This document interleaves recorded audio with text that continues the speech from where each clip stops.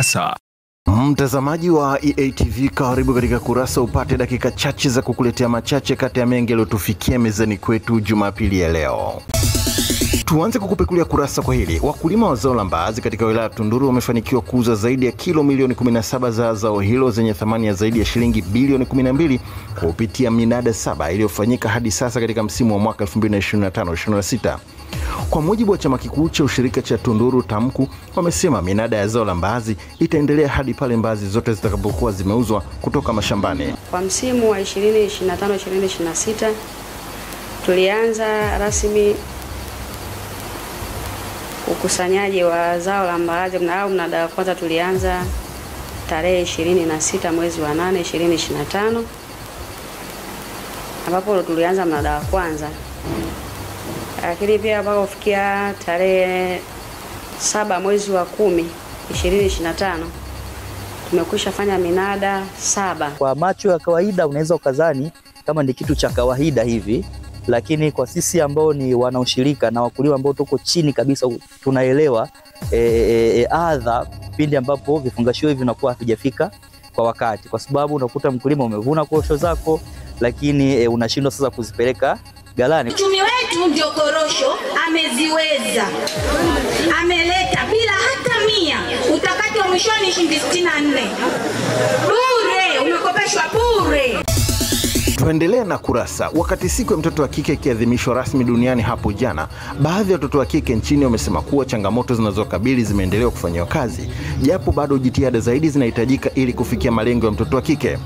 Wakiongea na EATV walipokutana mkoani Dar es Salaam, wamesema kuwa hatua zinazopigwa si haba, huku ikitajwa kuwa mtoto wa kike anatakiwa kupewa elimu zaidi juu ya ujuzi ili ajikomboe kiuchumi. Pale ambako watu wanaona kwamba wasichana hawafai kupata elimu au hawafai kuwa mashuleni, na wauliza swali, huwa nauliza maswali kwamba wao watoto wao, kuna ambao na wao pia wanaosomesha wadada zao wanapenda kuona nyumbani, wanapenda kuona wamekaa nyumbani, hawafanyi chochote, hawafanyi maendeleo yoyote. Kuna baadhi ya wasichana wanakatishwa tamaa na wazazi wao katika kuendeleza masomo na kufikisha ndoto zao. Jambo lingine, sisi kama wasichana, kwa mfano katika shule yetu tuna changamoto ya walimu wa kike ambao ndio walezi wa wasichana. Kwa hiyo tukiwa labda na matatizo, hatuna mwalimu wa kumwambia kama tukiwa shuleni.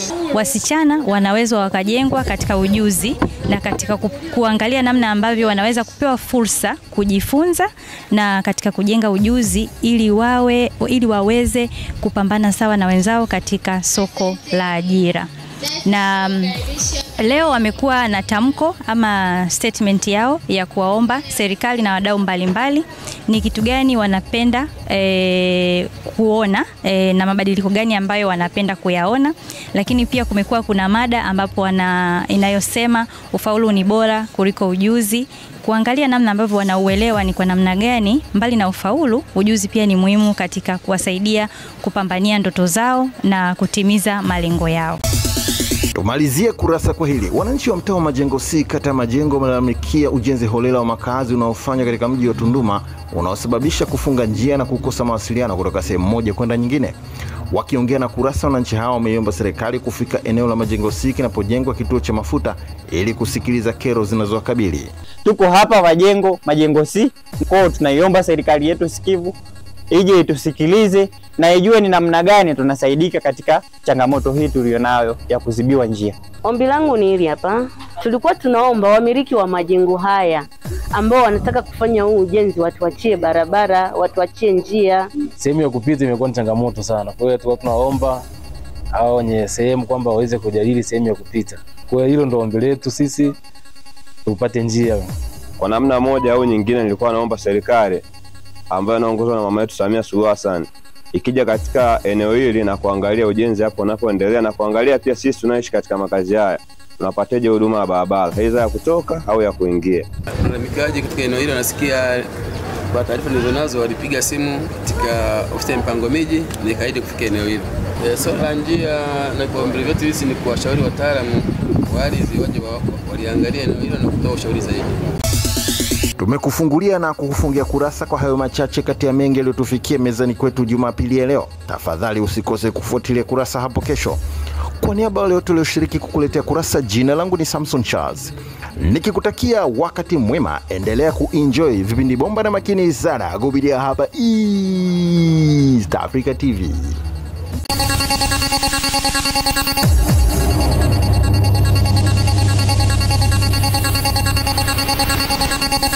Kurasa.